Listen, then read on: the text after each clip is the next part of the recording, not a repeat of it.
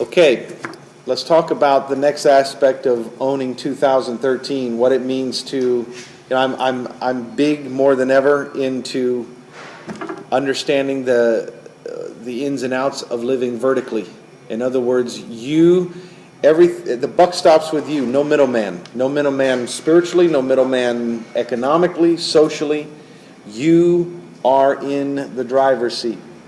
I want to talk tonight about creating space. You've heard me mention certain things over the times about creating space, but I want to talk to you about what really goes into creating space. You say, what's the premise behind the theory of creating space? Everything you want in life must have the space for it to exist. Anything you don't want in life must have the space taken away. You always hear me, and I don't mean to beat a dead horse, you always hear me talk about, Lourdes and I are older, we got kids. The more kids you have, the more impatient with life you become, as far as for other things to disrupt routine. Lourdes and I are very much creatures of routine, and we sound like a bunch of old farts the moment something comes and interrupts that routine. Well, what interrupts routine? People that want to come over and stay. So we don't have a guest room in our house. Why? Because you can't stay in my house. Why? You're going to interrupt my routine. Now, all right, granted, if it's just absolutely the difference between you falling asleep on the drive back from Monterey to wherever else, I'll let you sleep on the floor or my couch or wherever, you're not going to destroy anything. But the reality is, I hear people talk about how they got space for people to stay, and then they complain about people who stay too long. We don't ever worry about anyone staying too long. Why? We don't have any space for you to stay too long. Space issue. That's why God made hotels. It's for people who come from out of town. We have people call up and go, yeah, we want to get out there. We hear Monterey is so pretty, Carmel's so pretty. We want to get. It's like, yeah, and you know what? Here's the following list of hotels. Oh, you want us to stay at a hotel? Uh-huh. I have relatives, and very few of them, but they're all gung-ho on coming out to visit us until I showed them where the motels were. Now they're not so gung-ho. They thought they were going to stay with us. No, you're going to mess up my routine. Now I can't do what I want when I want because you're there. You understand? You say, well, you just sound like you're an antisocial person. Let's talk about space for a little bit. There is,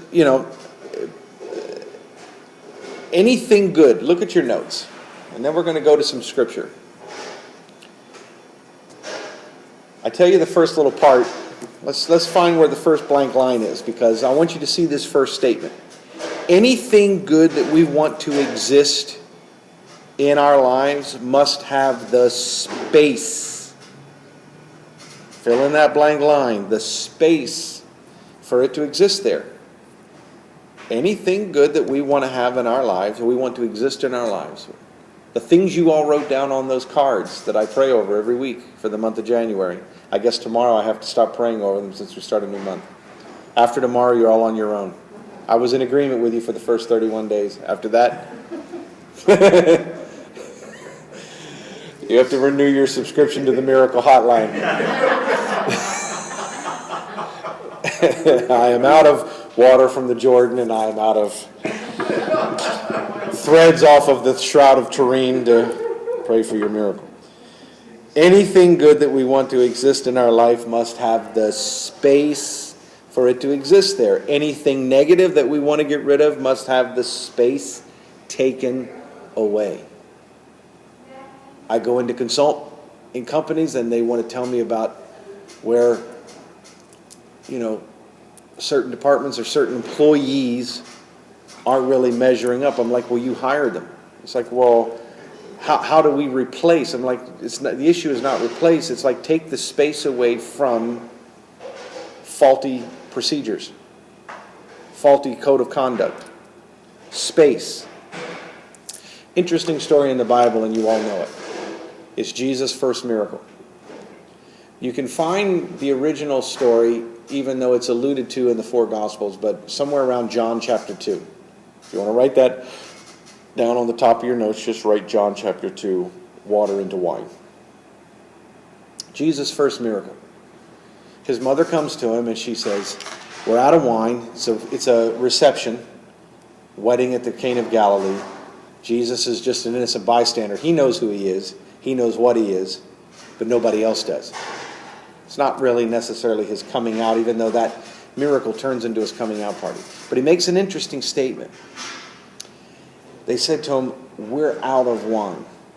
So Jesus, first of all, kind of rebukes his mother in a sense, and he calls her woman as opposed to mom. And he goes, woman, what does this problem have to do with me, because my time hasn't come yet? And so she gets over the bristle of wanting to slap her son upside the head for talking to her that way. And she turns to the servants and she says to the servants, whatever he tells you to do, do it. And so then he starts speaking in terms of instruction. And one of the instructions in the process he gives is amazing, because he instructs the servants to bring or to get bigger pots. What is he doing? Is he being the man of faith? Well, he is the Son of God. Nothing's impossible. No.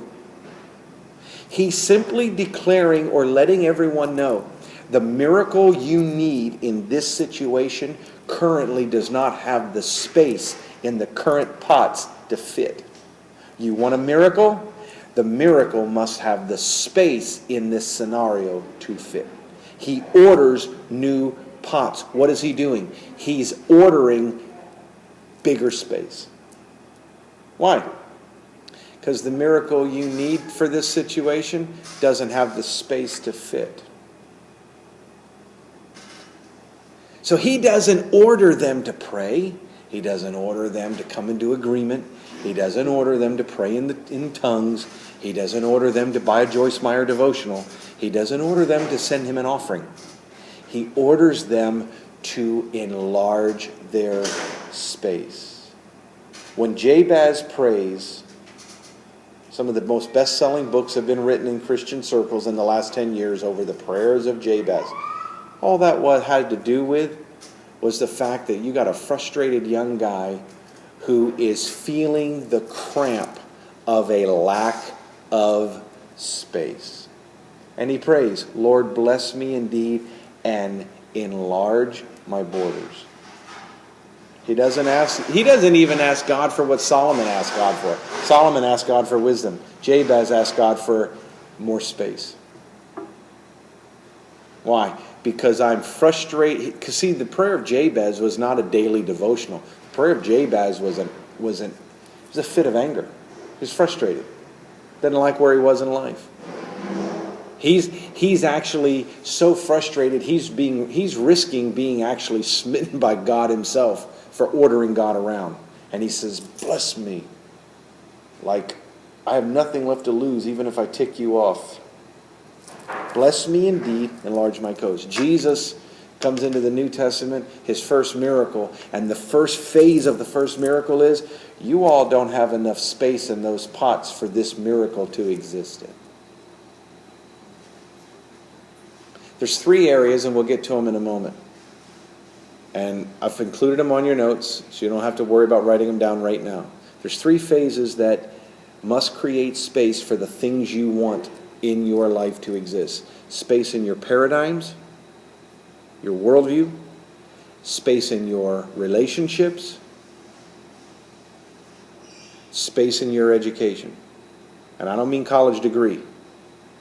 Because when I say the word education, I don't mean college degree. I mean education-centric to where you want to end up at. Education-centric. Mark Zuckerberg did not go to Harvard to learn social media. He learned social media because he saw something that could work, and he saw how he could take it to another level, regardless of who was involved in the beginning stages of the whole Facebook concept. Education has to be centralized to where you want to be. And rarely will that ever be a classroom.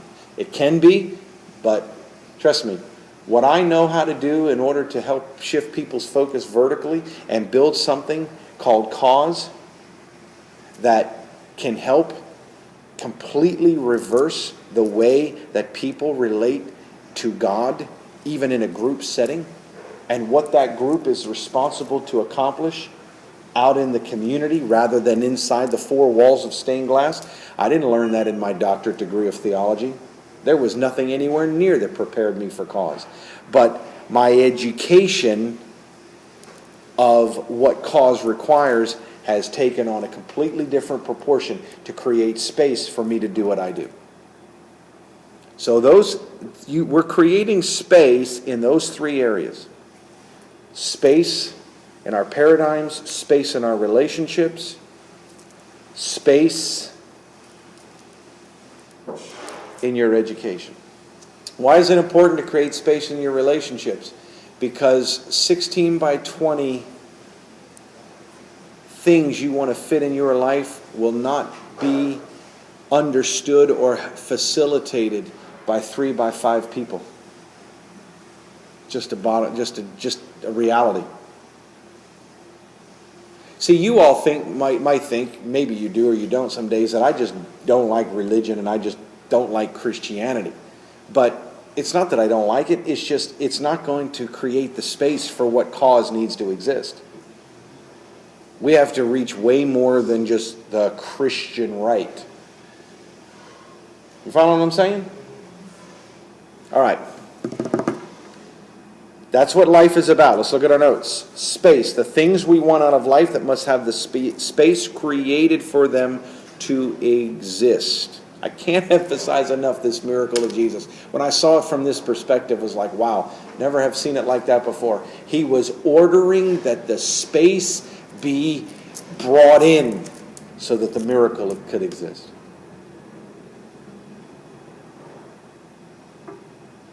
He didn't even try to rebuke them for any possible unbelief. He was like, you know what? If you got the space in those pots, it can happen. If you don't, forget about it. I'm about the space.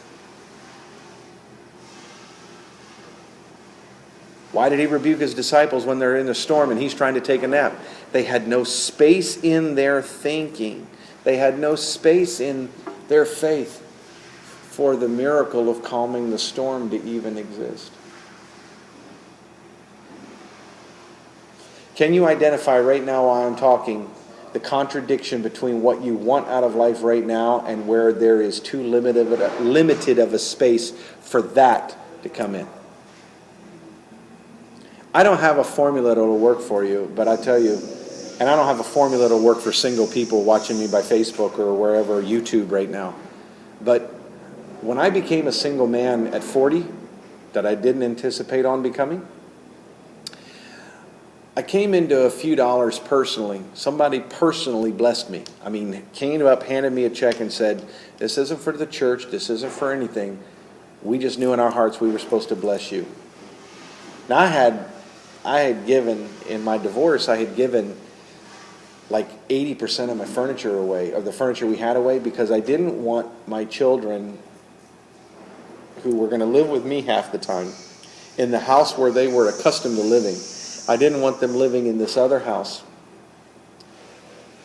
with their mother the other half of the time, half stocked. So I was like, you know what? You can't be in a new place that's half furnished. So I gave away a lot of the stuff. And I wanted to be able to, I love to create, I love to design, I love to do whatever. I just wanted to be able to recreate some new things. Somebody came along and blessed me. So one of the things I wanted to do was refurbish I knew I wasn't called to be single.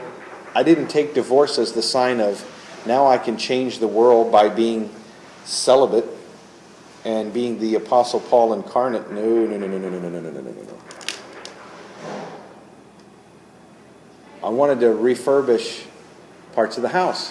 One of the things I wanted to refurbish was the master closet, the walk-in closet in the master bedroom, out of the white, whatever you call that is, stuff that you buy at Home Depot. Nothing wrong with it if that's what your deal is. But When I refurbished the master closet, I refurbished it one side for me and the other side for Mrs. Hula Part 2. And I had wasn't dating Lourdes at the time. We weren't setting any David. Same thing with the garage. I cleaned out the garage and only parked my car in half of it. What was I doing? I was creating space for the person that I wanted in my life to find me, to enter. I was creating space. Yeah, I can't tell you how many single people that I talk to want to meet the right person and they have no space for that person to exist. You got no space in your coping skills, no space in your house, no space in your mind, no space in your relational skills, no space in your finances, no space in anything. But, oh dear God, if you would just send him or her, I would be so grateful. Where's the space? Everything you want in life must have the space for it to exist. I'm going to come out with a whole new CD on just relational skills because I hear people complain about the lack of quality relationships in their life, but who think with such a single way of relating to other people, there's no way that anybody with a brain would want to be your friend. They wouldn't be able to handle the roller coaster of you being relational one minute and distant the next, but they're supposed to figure it out and not have a problem with it. Space. Am I making sense to anybody? Space. All right. The things we want out of life must have the space created for them to exist. Space in our paradigms, habits, increased skills, education, and even relationships. Everything in life responds to space.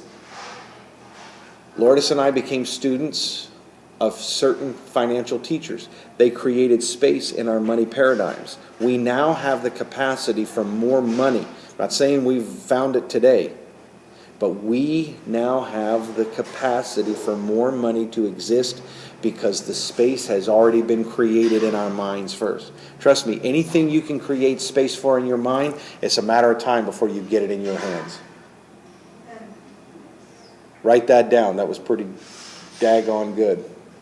What? What do you mean what? She said amen and you said what? What did I say? Anything you create space for in your mind, it is a matter of time before you get it in your hands. Anything you create space for in your mind, it is a matter of time before you get it in your hands.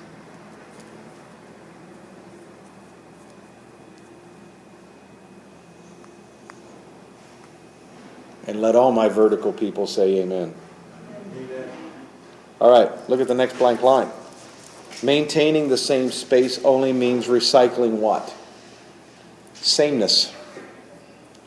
Maintaining the same space only means recycling sameness, followed by the magic assumption that because the scenery is different, life is different too. I mean, it's really the equivalent, folks, of you got a different hairdo and you think life is different. I had my hair tinted, so I see the world differently. No, you don't. Space is space. I lost 5 pounds. The world has taken on a whole new meaning. No, it hasn't. Maintaining the same space only means recycling sameness. It's only magical assumption that because the scenery is different, that life is different too. What any new season of life will be is only contained in the space that it has to exist. Same space, same results. Now, let's get to this bullet point headline. The greatest things we want out of life do not just fit in. Write that in your blank line. The greatest things we want out of life do not just fit in. We carve. We what? Carve. Like you carve a turkey. We carve the space for their existence on purpose. We carve out the space for their existence on purpose.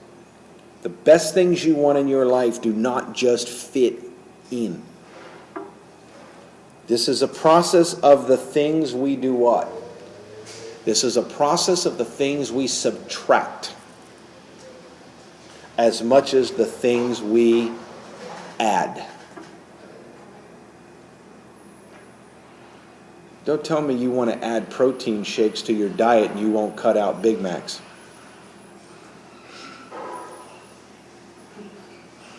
Don't tell me you want to add a treadmill to your garage and you won't cut out, your subscription to Donut of the Month Club. I'm not saying there's nothing wrong. Trust me, every time I'm cruising 880, that's where, or 101 in Rengsdorf, or 880 and somewhere between Fremont and Oakland Stadium, huh? That's where the Krispy Kreme is. I know where the Krispy Kremes are. I know which ones have been taken away and which ones still exist. But here's the deal. Life is an issue of subtraction. And here's the thing. And if you don't learn that, it's an issue of subtraction before addition. If you don't learn that, you'll constantly be frustrated at where your plans are coming up short. And that's because your plans lack an element of pruning. All great plans start at a position of something that must be pruned before it's added to. Does that make any sense to anybody? Don't think that I'm going to be driven to make more money, but you won't subtract liability-minded spending habits, or you won't reduce what you keep using bad debt to accomplish. It's an issue of subtraction. What was the whole premise? What was the whole premise besides the battle of Gideon? Gideon starts with 32,000 men. And God says what? You have too many. And everybody wants to quote that story as, oh, well, it was God wanting to show his power. Heck no. God already knows what his power is. Why does he need to prove it to us? Just to write a story in the Bible. So what was the premise of the story? He had to show Gideon that if you will subtract 31,700 men who do not know how to fight, I can win a battle with you with 300 that do. Why? Because the 300 that know how to fight, they drink water different than the 31,700 who don't. He was trying to teach Gideon, dude, you're going to lose with 32,000 rather than win with 300. All because of the lesson of addition versus subtraction. You can't add love and then not subtract an anger issue. You can't add meaningful relationships but not subtract unforgiveness towards someone who just genuinely screwed you over. Everything is about a trade.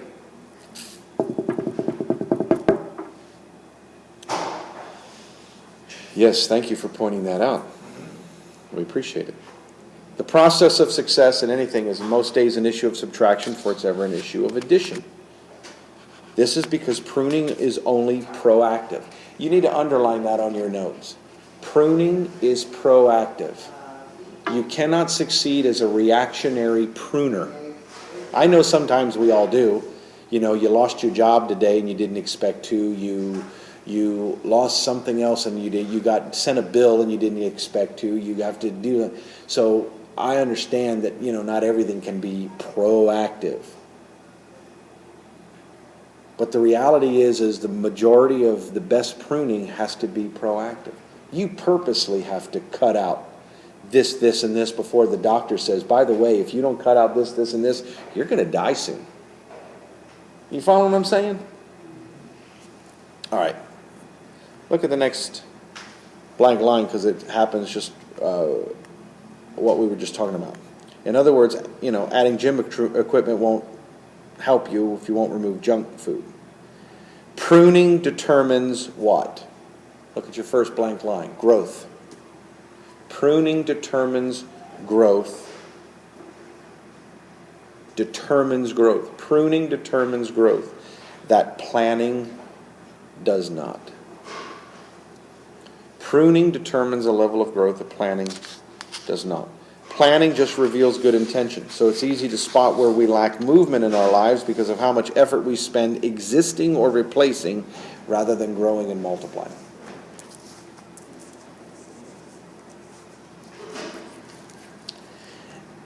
Every new phase, every new achievement, every new step, every new level begins with something you're willing to give to it.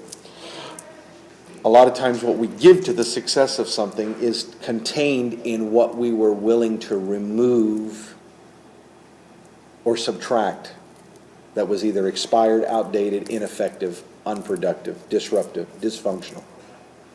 All right. Let's talk about the three things real quick. What three things? Creating paradigm space. When do you create paradigm space? There's a time when you normally create paradigm space. When you read a good book, get inspired by a good movie? No. Let me tell you the number one time when you and I normally create paradigm space. When the things we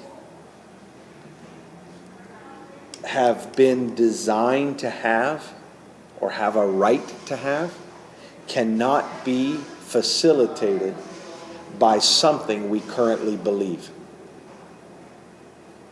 This is when we create new paradigm space. When the things we've been designed to have or have a right to have, we have a restlessness to have, good things,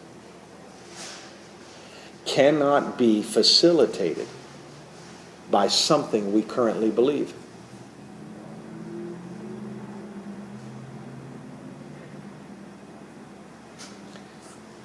In other words, you've met a person that's your absolute soulmate. They're just from a different culture, and you've been brought up to believe that anything outside of your culture is wrong as far as romantic relationships are concerned. Well, you're sitting over there dying with your heart. You say, where would you find an analogy like that? The chickie poo that was just in from the show, the actress that turned, born again, Lisa Whelchel. What was she? What series was that? Was she from in the 80s? Oh, Facts of Life. Facts of Life. She was the blonde. She played Blair. She admitted that she married the absolute wrong guy. You know who the wrong guy was? He was a pastor who believed just like her. Same culture, same belief, everything. Good guy. She had kids with him. She said, I had to turn off my heart for 24 years to stay married to this guy. And he's a good guy. She goes, but I was madly in love with my soulmate, and he was a Jew. But I was told that wouldn't work. She came out publicly with it. I applaud her for it. She's on Survivor, by the way.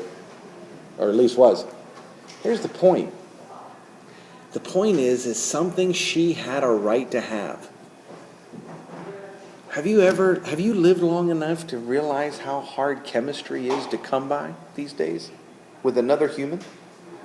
Forget wanting to live with them. Just have lunch with them. Jiminy Christmas, it's like you're finding the baby in a manger or something.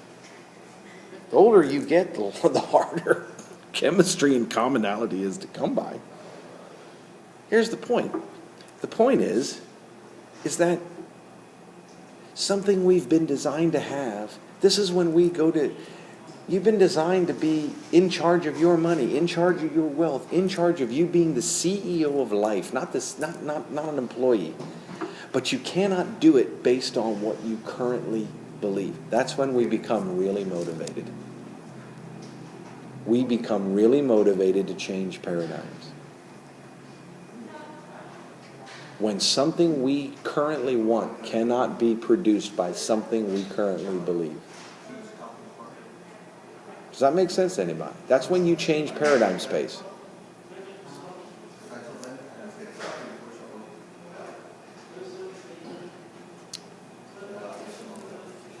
Something you're living as an underachiever because of something that you currently believe or subscribe to, a value, a paradigm of life. It can't produce what it is you're supposed to have. We get real motivated at that point. But usually we have to go through a whole long process of having our nose rubbed in it. People space. I'm going to visit these three because of lack of time. People space. We change people space primarily, that comes down to whether the people closest to us can provoke the biggest out of us, or they just agree with the smallest in us. I don't want to sound cynical or whatever, but this is the reality that there's some people in life that need you to be broken and screwed up. Why? So they can be broken and screwed up, and they won't judge you, so you won't judge them. They need you to think small. Why? They think small. They need company. They want to know that somebody that they like that's as good as you thinks like them.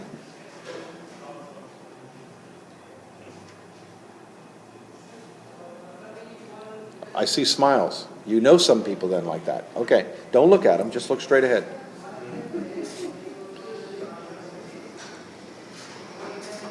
This has nothing to do with if they love you. People either provoke the biggest in you or they agree with the smallest in you. Either way. And you start trying to gauge people space by sentimentalism, you're going to shoot yourself in the foot.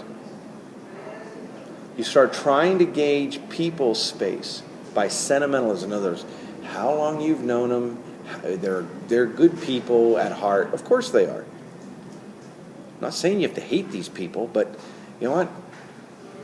I have some people I've known for years. Keep them in a space. Part of what I'm teaching about in the relational CD, the relational skills CD that's going to come out, is your people circles. Most people don't have people circles. Everybody's all one big group.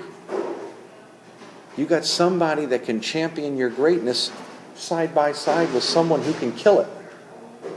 And because you've known them since you were little, or you've known them whatever, or because they're related to you, or because, they seem like a good person when you guys have been to ball games or barbecues together, you don't ever separate the two. Your inner circle has to be your inner circle for a reason. Write that down.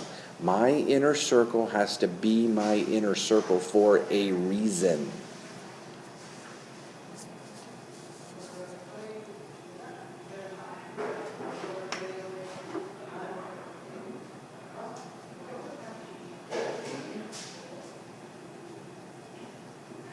My inner circle has to be my inner circle for a reason.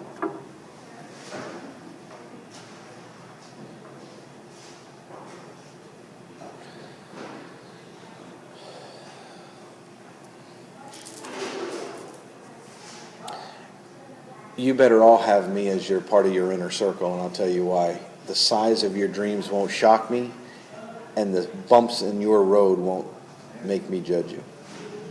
Why? I've already been there. I'll take you on a road trip with me. I'll do some things that'll shock you. Then we'll all feel relaxed.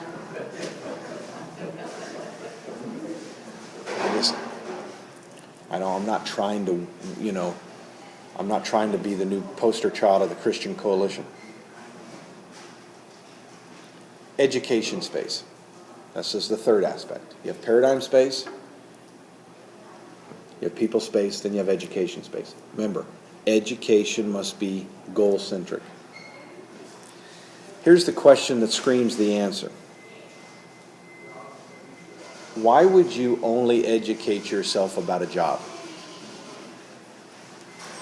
I'm going to hound you all with this question until you get so sick and tired of it. Why would you only educate yourself about a job? For a job? Yeah, why? Here's something you need to write down. Where you want to end up will determine the drive to learn what that requires. Where you want to end up will determine the drive to learn what that requires. Now, I'm going to explain to you why that statement is important. Where you want to end up will determine the drive to learn what that requires. For example, if all you want to end up with is a job, that's all you'll learn how to do. Problem is when you're really old and you want to leave an inheritance for your children and your children's children to be in accordance with Solomon's rule, you won't be able to leave them your job. Well, dad or mom had a great work ethic. Wonderful. But here's the deal. You could also be the CEO of your conglomerate of an empire. Maybe there's not one good business idea in you. Maybe there's 4. And you could have all 4 at some point, like a juggler in the circus who can juggle the chainsaws or the fire things, and he's juggling 4 of them. You're thinking, how in the world is he doing that? That could be you on a CEO level where you're in control of your time. Why is it important to be in control of your time? So you can be in control of your decisions. People that aren't in control of their decisions live horizontally in life. They are dependent on other forces to cooperate. People that live vertically are in control. In other words, they've created the life. You don't have to be as rich as Steve Jobs.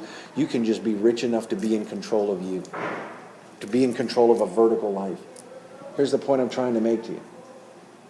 The education you need for a job is different than the education you need to be a CEO of you.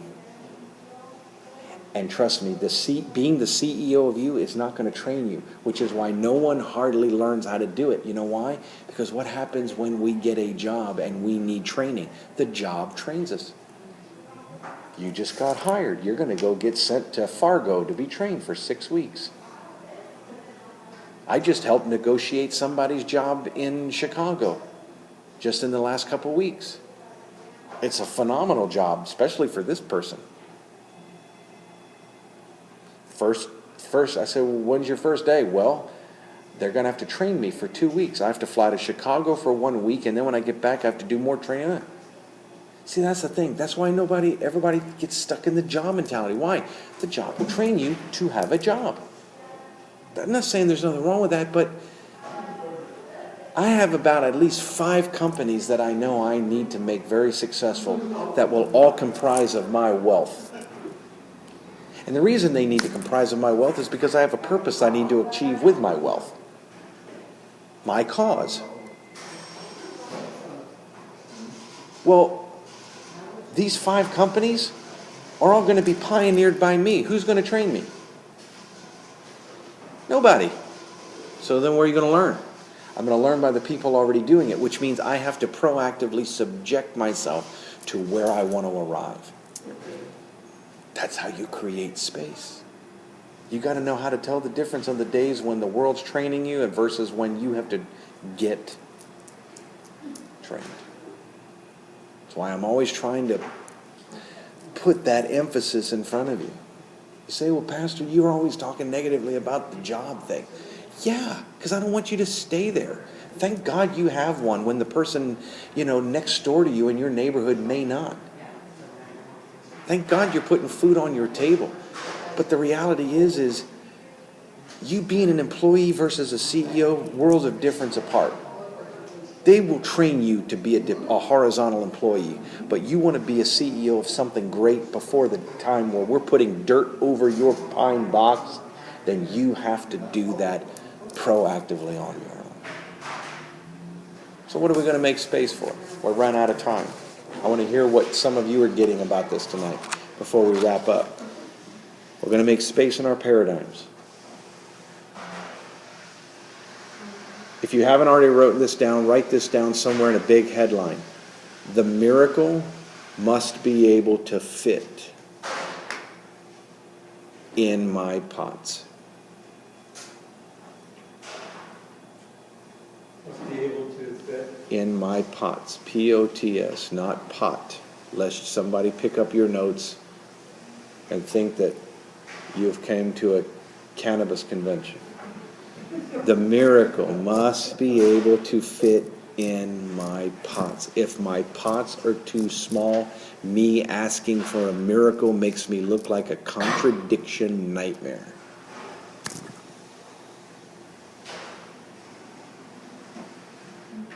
Most of the people you will encounter in life who have struggled with motivation and struggle with quitting, they're just bumping up against the ceiling because they want something that's bigger than the space they have for it to fit.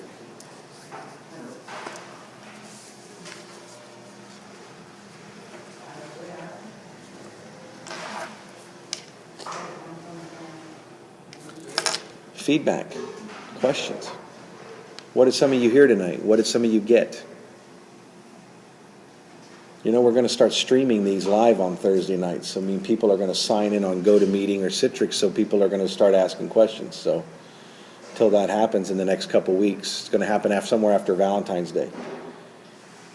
Because we are making progress. Now you can see my handsome face rather than just hear my handsome voice.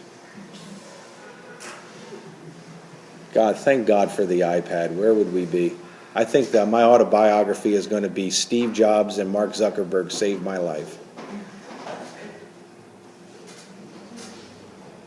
What did some of you hear tonight? I like the part with the pruning, proactive. Yeah. You have to start somewhere. Yeah. Pruning has to be proactive. You don't want to, you really can't consider it pruning when it's crisis mode all the time. You know, it's preventative crisis mode. Anything you can create space for in your mind, it's a matter of time before you get it. Right. It's a matter of time. Anything you can create space for in your mind. I would, if I were all of you, I'd write that on a card and keep it on your visor, on your refrigerator, on something. Maybe I'll print it up next week and bring you all a copy or something, but it's not because I think that's the greatest thing I've ever heard in my life. It's just, it's a principle. If you can live that every day, some days you're looking at nothing. But trust me, as long as you're winning the battle of creating space in your mind, it's a matter of time before you get it in your hands. Some of the rest of you.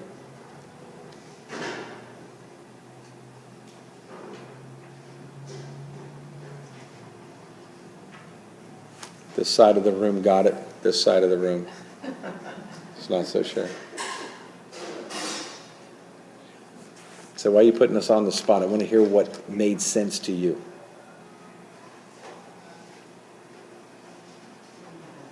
Where do you see yourselves in any of this, Ernie? Well, I was going to say, ask the people who are watching this to write you and tell you. Very good. Since we're not streaming yet and you're watching this on YouTube, email me.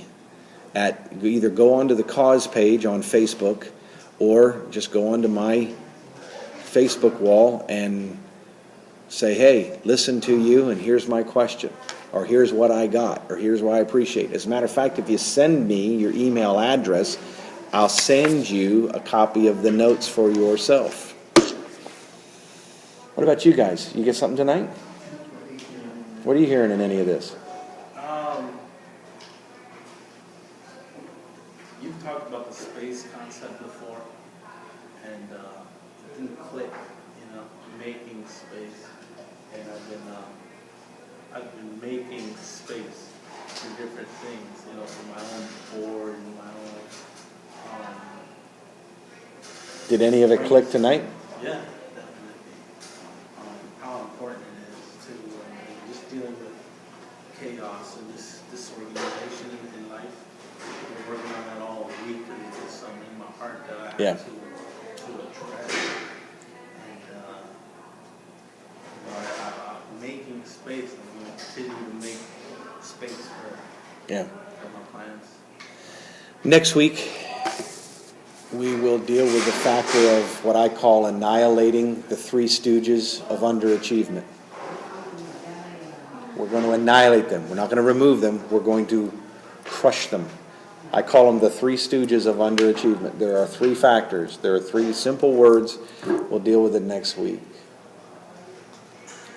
I pronounce blessing over all of you. I pronounce insight, wisdom. I pronounce shrewd, calculated, attentive decision-making in the midst of confusion, in the midst of tough times.